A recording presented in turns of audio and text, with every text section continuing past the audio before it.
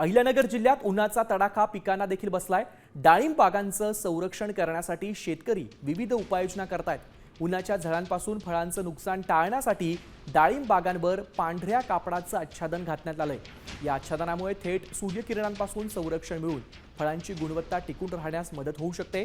एकीकडे जिल्ह्यात तापमानाचा पारा 40च्या पार गेल्यानं नागरिक त्रस्त झालेत, तर दुसरीकडे वाढत्या तापमानापासून फळपिकांचं संरक्षण व्हावं यासाठी देखील शेतकरी धडपड करताना दिसतायत।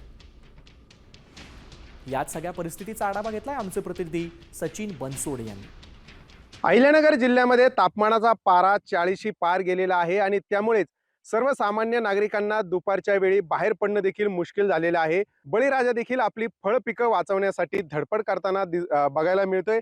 खरं तर डाळिंब असेल किंवा इतर फळ पिकं जी आहेत त्याला देखील या वाढत्या तापमानाचा मोठा फटका बसू शकतो आणि त्यामुळेच बळीराजा जो आहे तो शेतामध्ये जे आहे ते विविध प्रयोग करताना दिसून येतोय। आपण बघितलं तर आपण आता श्रीरामपूर तालुक्यामध्ये आहोत आणि या ठिकाणी ही डाळिंबाची बाग आहे।